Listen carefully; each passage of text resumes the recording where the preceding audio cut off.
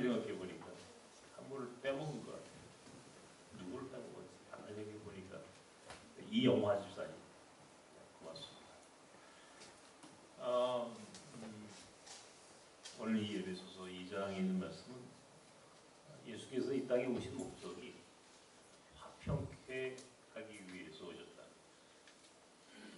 막힌 담을 허셨다는 거예요. 막힌 담이라는 게 무엇입니까? 사람과 사람과의 관계, 인간과 인간 사이에 있는 장벽을 허무셨다는 거예요. 그래서 막힌 담을 허물어서 하나 되게 하셨다는 거예요. 십자가 사건의 의미라고 하는 것이 십자가 사건의 의미라고 하는 것이 분열이 아니고 하나됨에 있다는 거예요. 끊임없이 성서가 주장하는 가장 본질적인 메시지는 하나님 안에서, 예수님 안에서, 성령 안에서 우리가 하나 되라. 갈갈이 찢겨지고 분열된 인생들에게 하나 되는 것이 하늘의 영을 닮아가는 사람들의 삶이다. 다시 말하면 뒤집어 이야기하면 분열의 영은 하늘이 주신 영이 아니에요. 자꾸 분열하려고 하는 사람들이 있어요. 나뉘어지고 싶은 사람들이 있어요. 그건 하나님 뜻이 아니다라고 합니다. 하나님 뜻은, 하나님 주신 성령은 우리를 하나 되게 하시는 영이다. 이게 본질이에요. 이게 복음의 힘을 믿는 그리스도인들의 삶이다. 하나 되게 하는, 나뉘어지는 것이 아니라 통합하는. 근데 오늘 제가 오늘 이 본문을 선택한 이유는 우리가 외국인과 어울림 한마당을 하죠. 사실 이 외국인들, 우리 안에 있는 이방인들, 뭐 이방인이라는 말 자체도 사실은 이것도 굉장히 그 차별적인 언어인데, 이 외국인들과 함께 하나 되게 하는 것, 그게 오늘 나선 공동체가 세워진 목적입니다. 저는 일찍이 이 주민들의 목회를 하면서 이 길 위에 있는 사람들이 하나님의 뜻이 있는 사람들이다. 제가 늘 강조했죠. 성 안에 있는 사람들은 쓰시지 않는다. 하나님이 쓰시는 사람은 반드시 길 위에 있는 사람들이다. 이게 성서가 가지고 있는 처음과 끝까지 성경을 관통하는 하나의 메시지예요. 길 위에 있는 사람들. 길 위에 있는 사람들을 주목하라는 거예요. 그런데 길 위에 있는 사람들을 주목하고 섬기는 삶이라는 게 간단치 않아요. 특히 대한민국이 이방인들에 대단히 편협하고 아주 차별이 심한 민족이죠.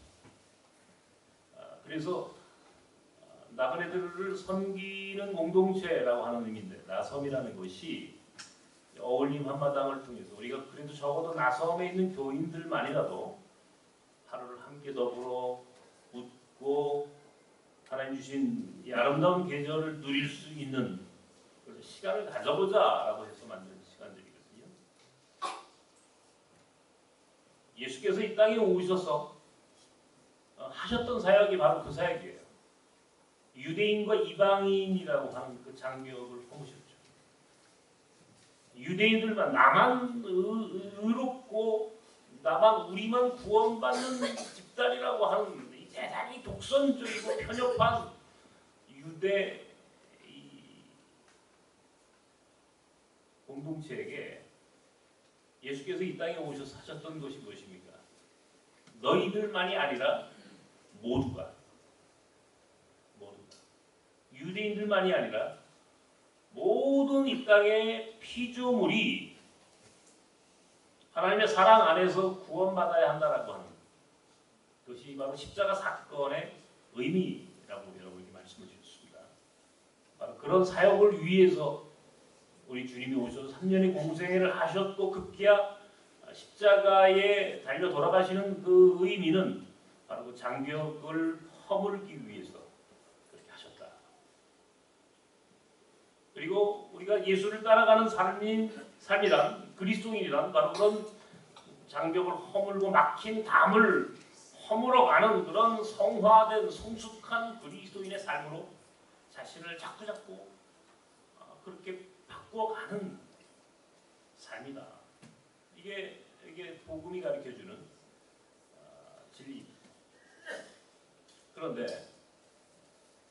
제가 안타깝게도 오늘 우리 교회 안에 우리 교회라고 하면 나섬을 뭐 포함하든 말든 여러분 생각을 잘 하시면 좋겠습니다만은 우리 한국교회가 과연 이 하나 되게 하는 영이 과연 있는 교회인가 아니면 이 분열의 영이 지배하는 교회인가라고 하는 한번 본질적인 물음을 한번 해보는 거예요.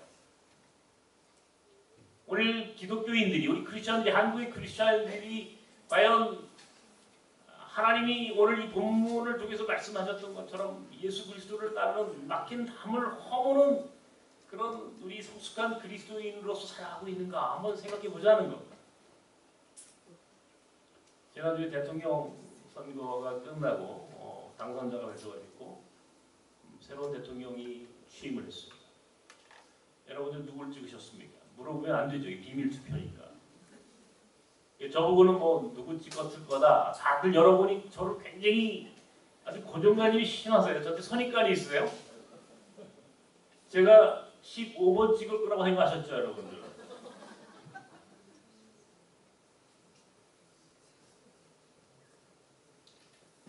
다들 자기가 찍은 사람이 됐습니까? 원래 안 찍으셨어요. 그래서 근데 참 이제 선거는 끝난 거예요. 네, 끝난 거고요.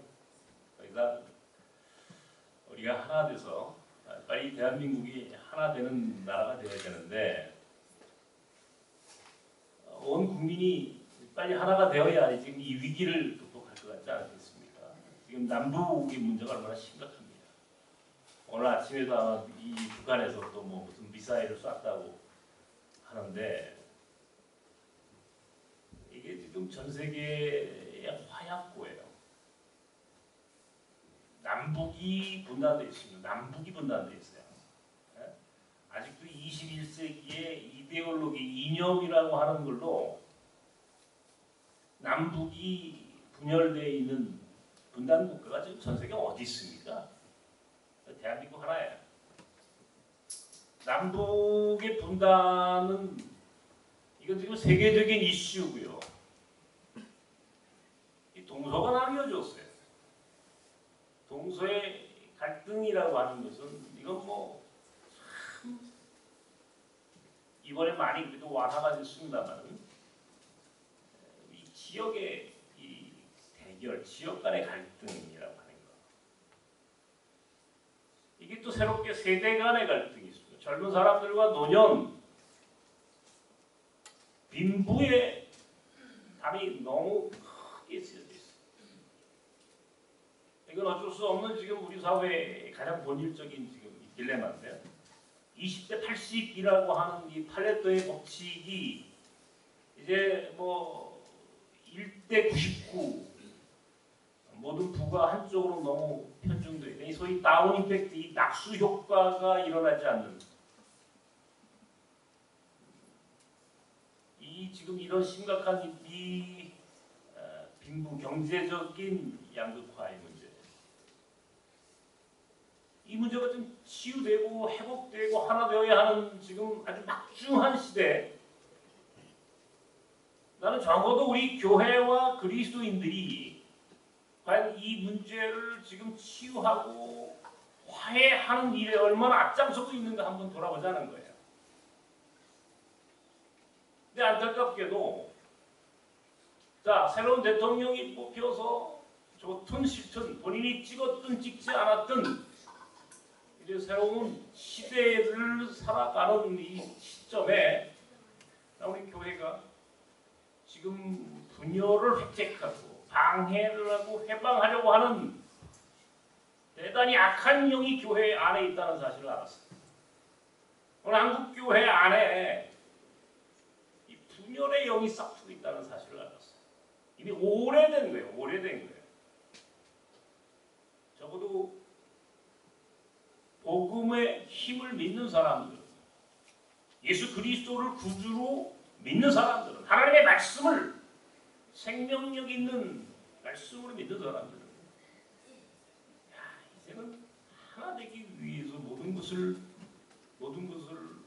서로 이해하고 받아들이는 성숙한 모습들이 필요하지 않을까요? 이게 오늘 우리 교회가 한번 자상해봐요. 적어도 우리 나선 교회 안에 있는 저와 여러분들만이라도 한번 생각해 보자는 겁니다. 우리 한국 교회가 전 세계에서 가장 분열을 잘하는 교회입니다. 찢기고 나뉘어지고 분열하고 막힌 담을 허물기는커녕 자꾸 담을 치고 장벽을 만들어요.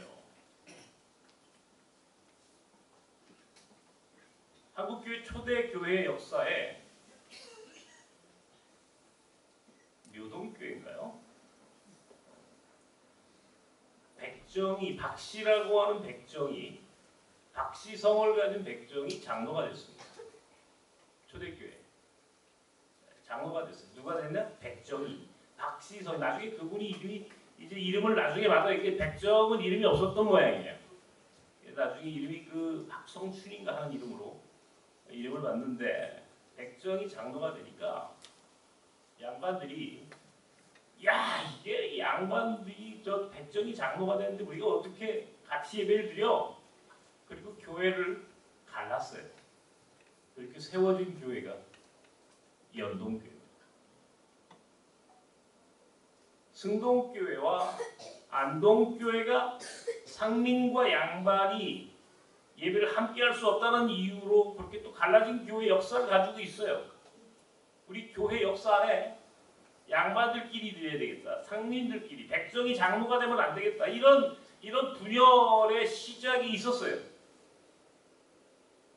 그러니까 그 이후로 물론 참 이 복음이 우리 한국 사회를 엄청나게 바꾼 겁니다. 획기적으로 기독교가 바꿨는데 뭐냐면 양반과 상민의 계급을 깼어요. 여자와 남자의 담장을 헐었어요. 이게 복음이 힘이에요. 복음의 능력이라는 것이 적어도 사람과 사람 사이에 있는 장벽을 허물어야 돼요. 이게 성숙한 교회의 모습이에요. 제가 우리 여기 남관우 목사님, 우리 이 승리자 기념사 앞에 우리 부총무님이 이제 지난번에 한 2주 전에 우리 뉴라이프 미션 회원들 함께 국내 성지순례를 다녀왔습니다. 제가 지난주에도 증도 갔다 온 얘기를 제가 드렸는데, 오늘은 제가 이 김제, 전라북도 김제의 기역자 교회, 금산교회 얘기를 하나 하고 싶습니다. 일찍이 그 교회를 제가 잘 알아요. 이 교회사에 너무 유명한 교회, 한 번은 꼭 가보고 싶었는데 못 갔는데 이번에 제가 가봤어요. 금산에 있는 이 기역자, 이 교회가 기역자형으로 이렇게 지어졌어요. 기역자. 그래서 이제 기역자 교회라고 그래요. 제가 가보니까 이게 기역자니까 어떻게 돼 있어요? 이게 여러분 기역자 아시죠 지금? 네? 기역자 어떻게 되는지. 그러니까 가운데 그 모서리가 강대상이고요. 한쪽은 남자가 앉고 한쪽은 여자가 앉는 거예요. 그죠? 우리 한국교회 초대교회가 남자 여자가 이렇게 같이 못 앉았어요. 지금 우리는 지금 어떻게 앉아 계십니까? 같이 섞어져 있습니까 지금? 제가 어렸을 때 기억에 제가 다니던 교회의 모습을 기억을 하는데, 한쪽에는 남자 성도들이 쫙 앉고 한쪽은 여자 성도들이 쫙 앉았어요. 지금도 한국이 내가 이제 안 보이니까 잘 모르겠는데 우리 교회는 지금 다 섞어져 있죠? 이게 남자 성도님, 여자 성도님, 뭐 외국인, 이방인 다 우리 예배를 함께 드리는 공동체인데 나눠져 있어요. 여자가 앉는 자리, 남자가 앉는 자리, 기역자가 돼 있으니까. 그래서 가운데 목사님 있으면 여기는 왼쪽은 여성도가 앉아 있고 남자 성도가 이렇게 서로 못 보는 거, 가운데 딱 커튼이 쳐져 있으니까. 근데 지금 목사만 보는데 목사가 약간 그런 교회를 가봤어요. 재밌더라고요. 근데 내가 딜레마에 빠졌어요. 들어가는데. 왜냐면 난 우리 집사람을 붙잡고 들어가야 되는 사람이야. 그랬더니 누군가 그래요. 목사님은 여자 쪽으로 가세요 그러더라고요. 저도 여자 쪽으로 가고 싶었습니다만 제가 성이 남성이잖아요. 그래서 남자 쪽으로 갔습니다.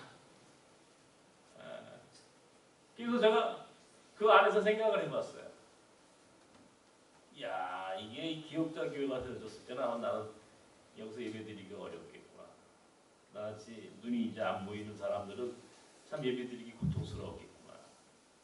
웃으면서 그런 교회를 보았어요. 그런데 제가 하고 싶은 얘기는 그 얘기가 아니에요. 그 교회에 숨겨진 비밀이 하나 있더라고. 그 교회를 처음 섬겼던 분이 조덕삼이라고 한 그 지역의 유지예요. 조덕삼이라는 유지가 그 교회를 처음 섬겼어요.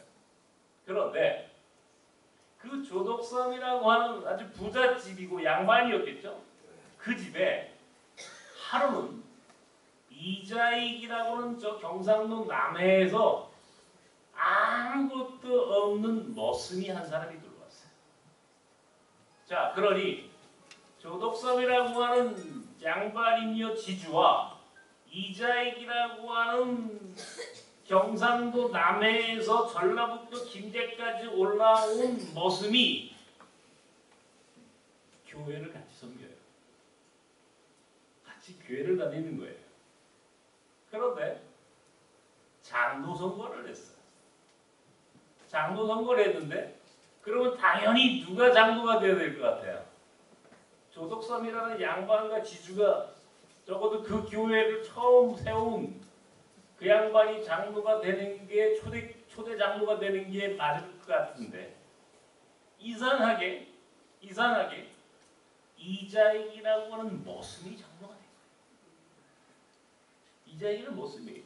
그러면 이쯤 되면 자 이게 지금으로부터 이게 오래된 얘기죠. 1900 몇 년입니까?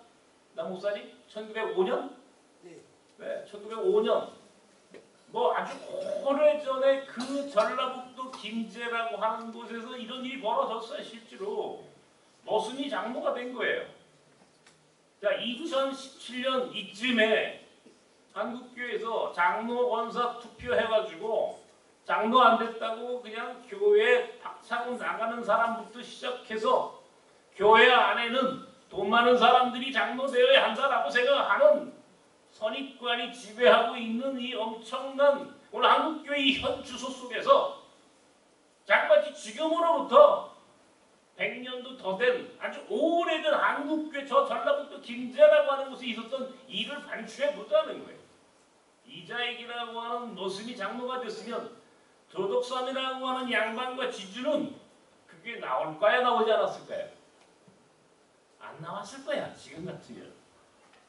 그리고 그 사람이 그 기업자 교회를 세웠다면 교회를 자기 땅에 세웠다면 교회를 부숴버리든지 뭘 팔아버리든지 또 횡포를 부리고 또 뭐 엄청난 갈등과 분열이 있었을 거예요. 그런데 이 조덕삼이라고 하는 분이 얼마나 성숙한 분이냐면 무슨 소리냐 말이에요. 저희가 장로가 된 것이 하늘의 뜻이라면 교회에서 그는 그 이자익 장로를 최선을 다해서 순종하고 그를 섬기는 거예요.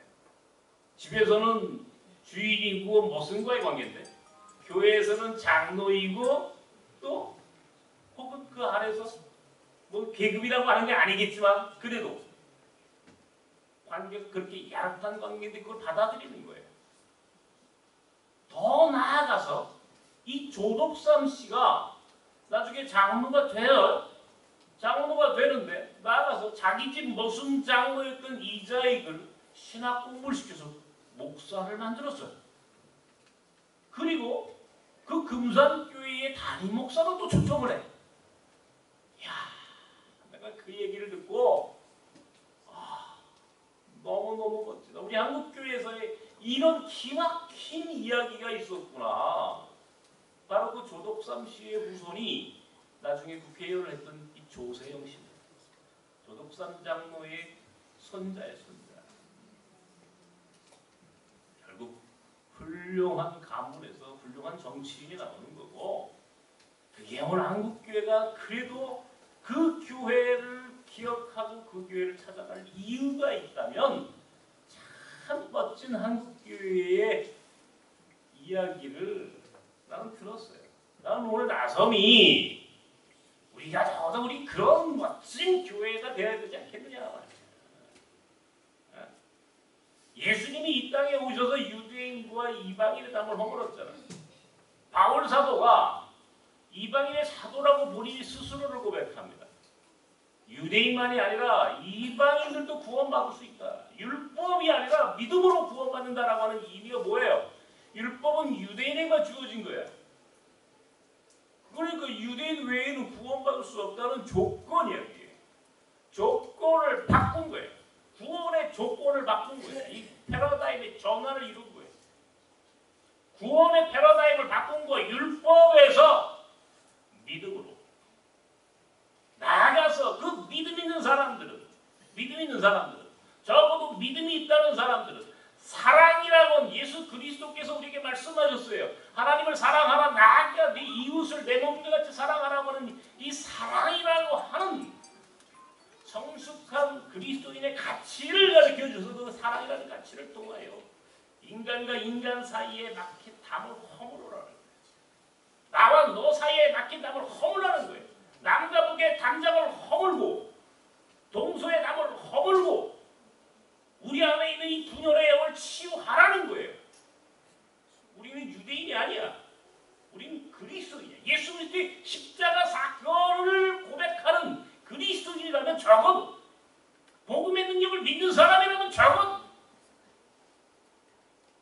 남을 이해하고 배려하고 사랑하고 그것이 될 수 있다고 믿고 노력하라. 성화라고 하는 게 다른 게 아니에요. 우리가 이 예수 믿는 사람들이 거룩하다. 우리가 그 sanctification, sanctify 한다. 성화한다. 그런 말을 쓰는데 성화라는 게 도대체 뭐예요? 하나님을 닮아가는 거예요. 예수 그리스도를 닮아간다는 뜻이에요. 성령이 주신 그 은혜를 받으면 우리가 하나님을 닮아가고 예수 그리스도를 닮아가는 거예요. 예수 그리스도를 닮아가는 게 뭐예요? 편협하지 않은 거예요. 다 끌어안는 거예요. 함께 하는 거예요. 함께 가는 공동체를 만드는 거예요. 사랑하라는 거예요.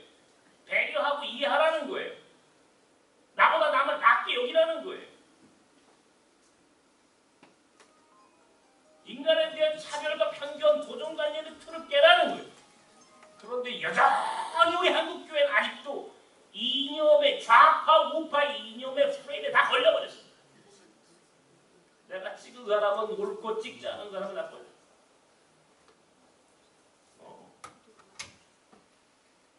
하나님의 뜻이야. 나는 박근혜 대통령도 하나님의 뜻이라고 생각하는 사람. 왜? 그래. 역사는 이렇게 흘러갈 수도 있다. 잘못된 지도자를 선택할 경우에 어떤 경험을 하는지를 우리가 비싼 돈을 내고 비싼 교육비를 내고 우리가 공부한 거예요.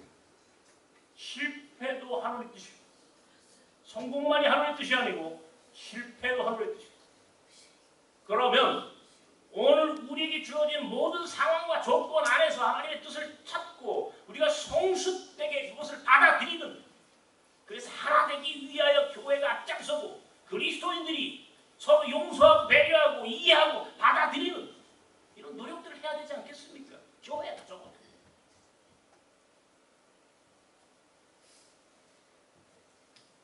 나는 오늘 생뚱맞게 오늘 제목을 오늘 아버지가 그립다라고 적었어요.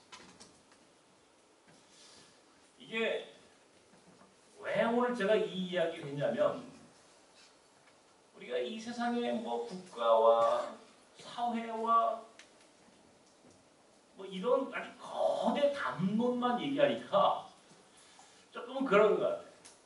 우리 가족의 이야기 한번 해볼까요? 자, 여러분 가족은 하나 되어 있습니까? 여러분 가족은 화평하십니까?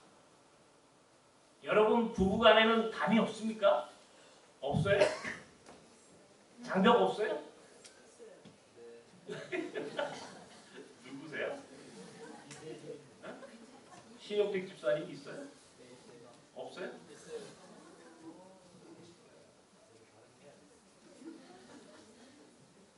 담 있어요? 없어요? 없어야 돼요. 담 없어야 돼요. 이 부자 시간에, 모녀 시간에, 부모 형제 간에. 자, 그런데 과연 그게 쉬운 얘기 아니라는 겁니다. 그죠? 아니에요. 언론에 보면 뭐 재벌들끼리 다투고 싸우고 소송하는 이야기부터 뭐 형제들끼리 다투는 건 말할 것도 없고 부모 형제 간에도 부모 자식 간에도 참 말로만 다 할 수 없는 아픔이 있고 괴로운 일이 있어요. 부부 간에 왜 없겠습니까? 저는 없어요 이제. 저는 없어요. 있을 수가 없어요. 있는 순간 나는 이제 끝이. 저희 아버지가 돌아가셨습니다. 2014년 2월에 돌아가셨습니다. 그러니까 이제 한 2년하고 한 몇 개월 됐죠. 그립다. 또 어버이날 지나고 또 가족의 달이기도 하니까 제가 그 얘기를 하려고 하는 게 아니라 우리 아버지는 노동자예요. 농사꾼이셨어요. 가난한 농사꾼이요. 가난한 노동자였어요. 참 이 농사꾼 노동자의 아버지. 그래 내가 무슨 선거에 나와가지고 농사꾼 노동자 아버지를 얘기하는 게 아니고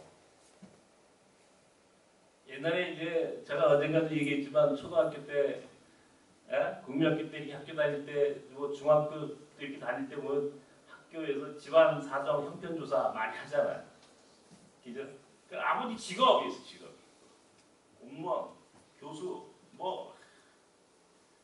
근데 우리 아버지는 찍을 게 없어. 왜? 노동자니까. 농사꾼이니까. 이게 내게는 열등감이고 상처야. 왜? 가난한 노동자의 아들이었으니까. 가장 농부의 아들이었으니까.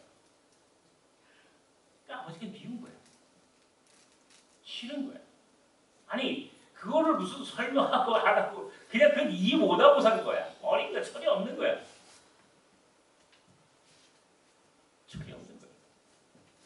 누군가 어디서 보니까 그런 아버지의 그 아버지의 모습을 그것을 숨기고 그것을 사람들 앞에 내세우지 않기 위해서 아이들이 자기 부모를 피하고 사람들에게 나타나는 것을 두려워하고 혹은 도망가고 회피하는 이게 과거에 지금도 있어요. 사실은 그죠? 많아요.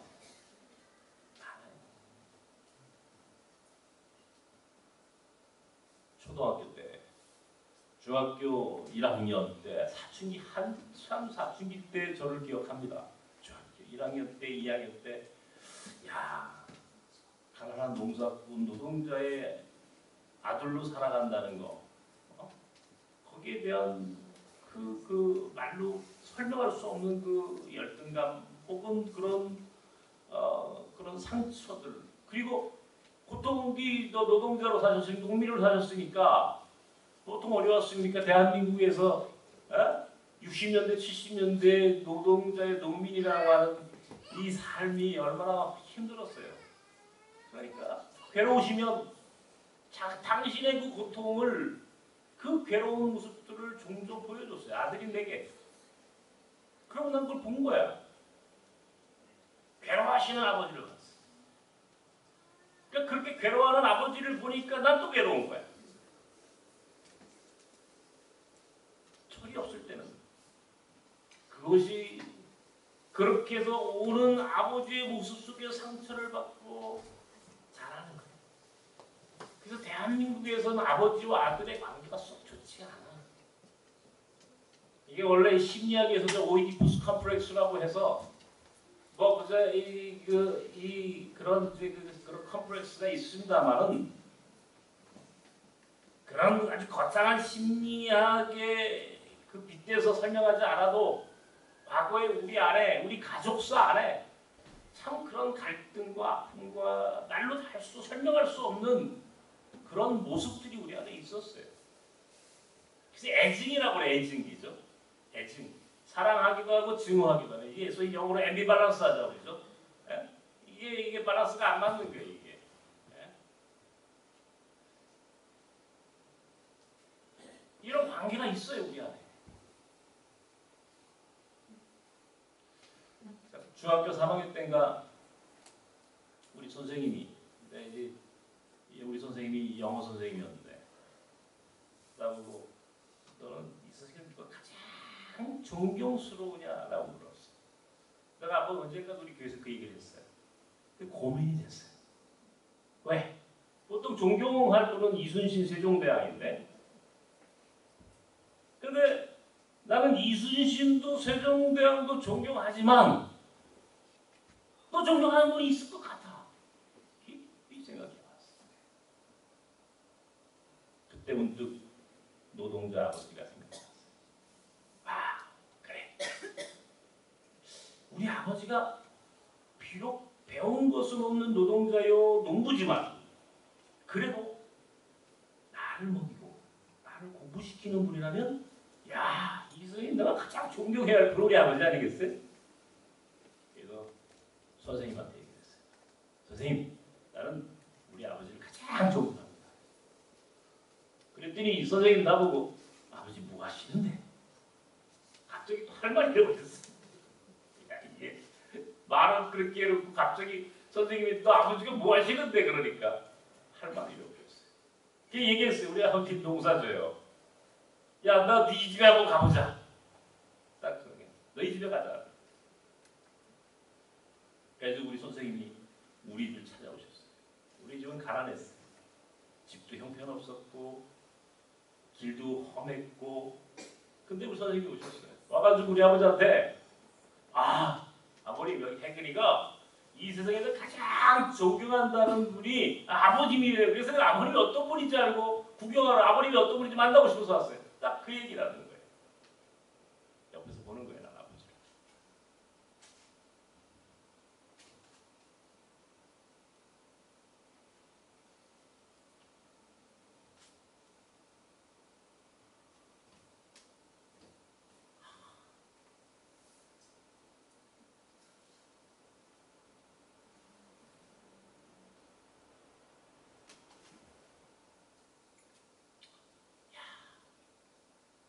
나는 우리 아버지 장모님이 그렇게 행복한 모습을 처음 봤어요.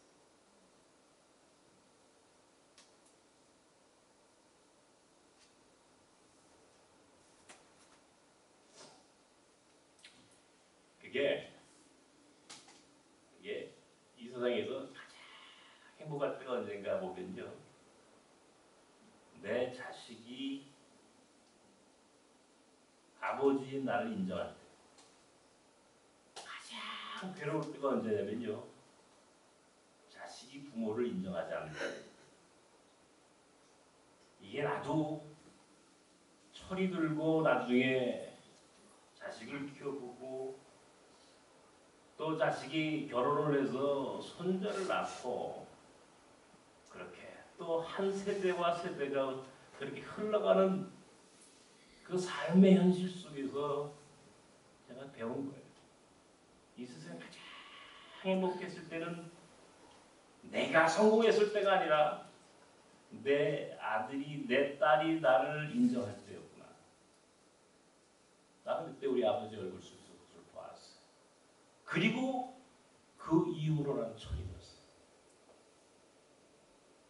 내가 예수를 믿고 목사가 되기를 작정을 했고 신학을 공부해서 목사가 돼서 지금 이렇게 목회를 하는 지금 오늘 내가 돌아가신 아버지를 이야기하는 이유는 다른 게 아니에요.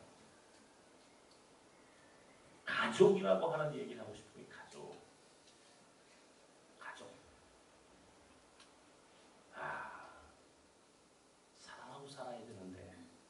이해하고 살아야 돼요. 자식들이 혹은 부모가 함께 형제가 서로 성숙된 그리스도인으로 서로 이해하고 그렇게 살아가려고 노력해야 한다는 얘기를 하고 싶습니다. 할아버지가 돌아가셨어요. 그러니까 나에게는 아버지가 돌아가셨고 우리 아이에게는 할아버지가 돌아가신 거예요. 장례를 다 치르고 우리 아이가 나한테 그렇게 이야기해요. 아빠, 나는 할아버지가 그리스인 조르바에 나오는 조르바 같아요. 딱 그래요. 여러분 그리스인 조르바라는 책을 보셨나요? 제가 참 좋아하는 책입니다. 그리스의 크레타라고 하는 섬에 니코스 카잔차키스라고 하는 그리스가 나온 아주 세계적인 문학가. 그 사람이 쓴 책 중에 그리스인 조르바라고 하는 책이에요. 이 조르바는 사실은 노동자예요. 그런데 그는 자유인이야. 노동자이며 동시에 자유인이야. 대단히 역설적인 거예요. 노동자와 자유인이라고 하는 것은 잘 연결되지 않는 고리가 있어요. 노동자임에도 불구하고 자유인이야. 지혜 있는 자유인이야. 그래서 니코스 카잔차키스는 이 조르바라고 하는 사람을 통하여 자유를 이야기하는 거예요. 지혜로운 자유자를 설명하고 싶은 거예요. 근데 우리 아이가 할아버지는 니코스 카잔차키스의 조르바 같아요. 그리고는 그가 제 할아버지를 위해서 작은 비문을 하나 썼어요. 그 비문에 그 할아버지의 거친 손,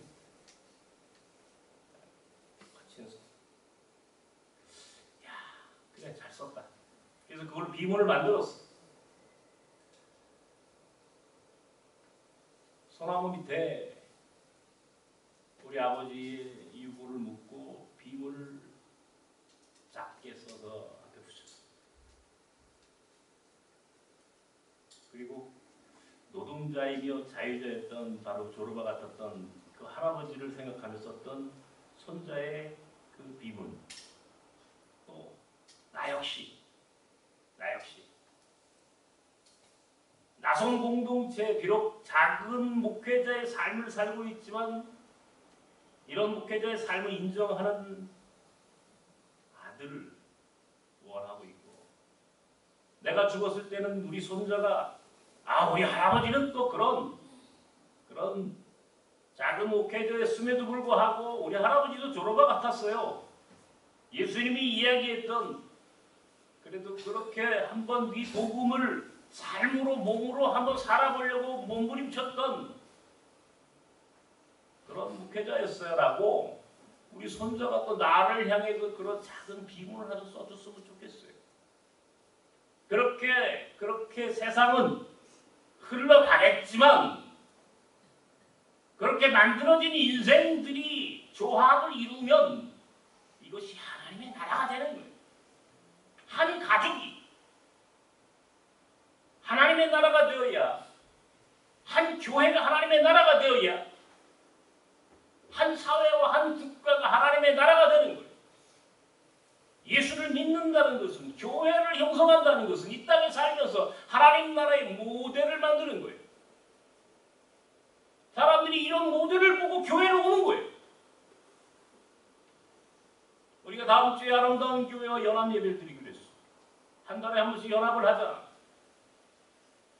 왜 연합을 이야기합니까? 분열하는 한국교회 안에서 우리는 연합을 하자는 거예요. 함께 모여서 하나님을 찬양하는 아름다운 공동체.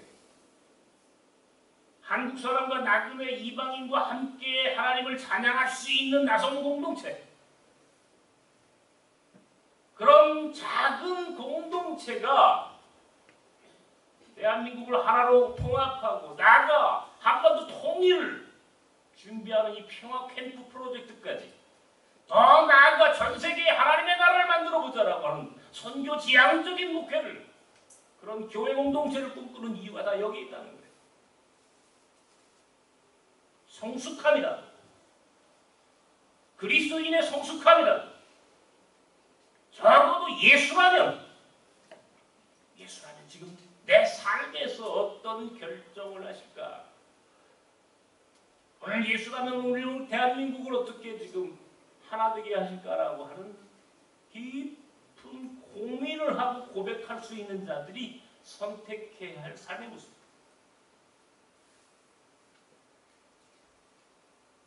오늘 나는 아버지 장모님이 그립습니다.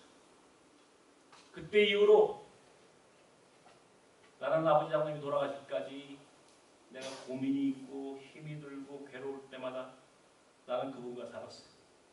그분과 친구가 됐어요. 나는 아버지가 아니었어. 난 아버지가 나에게 친구였어. 소중한 친구였어. 소중한 친구. 밤새 이야기를 해도 피곤하지 않았어.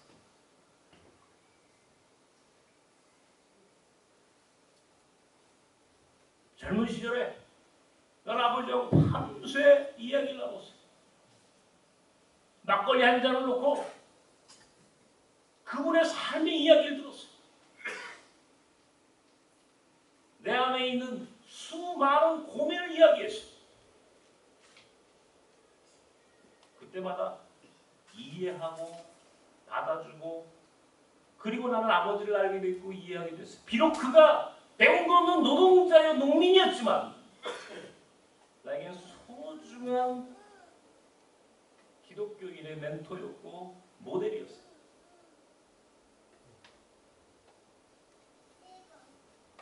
오늘 우리가 성숙해져야 합니다. 우리 한국교회가 보다 성숙하게 예수를 닮아가고 그렇게 예수를 닮아간다는 것이 하나님과의 관계를 아름답게 이루는 것뿐만 아니라 사람과 사람과의 관계까지도 화해하고 일치할 수 있는 화평의 공동체를 만들어낼 수 있도록 우리가 성숙해져. 우리 안에 그 어떤 이유로도 누구도 공동체를 분열하거나 가족의 분열을 이야기하는 사람이 있어서는 안 됩니다. 적어도 5개 교인이라면 오늘 우리는 하나 돼요. 교회가 하나 되고 여러분의 가족이 하나가 되고 그래야 우리가 이 세상을 하나 되게 하자라고 이야기할 수 있는 권리가 있어. 오늘 우리의 작은 삶이 여러분의 가정과 여러분의 관계 안에 성령의 하나됨의 영이 충만해짐으로 인하여 우리가 이 땅을 다시 한번 하나님의 나라로 만들어 나갈 수 있는 그런 성숙한 그리스도의 삶으로 살기를 바랍니다. 그래서 오늘은 외국인과 어울림 한마당을 하는 날에 가지 마시고 짜장면만 드시고 가시면 안 돼요. 그분들은 짜장면 값을 받겠습니다. 함께 합시다. 함께 기쁨으로 감사하고 우리 하루를 누리고 즐기는 하나님의 공동체를 만드는 저와 여러분 되기를 주님의 이름으로 축원합니다. 하나님, 우리가 오늘 주 안에서 하나 되기 원합니다. 성령 안에서 하나 되기 원합니다. 우리 대한민국과 우리 한국교회가 더 이상 분열의 영이 싹트지 않게 하시고 우리 나섬교회가 한국인과 이방인, 외국인과의 관계를 하나 되게 하기 위해서 시작된 이 아름다운 믿음의 공동체가 세상을 바꾸는, 그리고 오늘 우리의 가정이, 내 삶이 이 땅에 어떤 담도 장벽도 허락하지 않는 성숙한 그리스도인으로 채워지는 나섬 공동체와 나섬의 성도들이 되게 하여 주시옵소서. 예수님의 이름으로 기도합나이다. 아멘.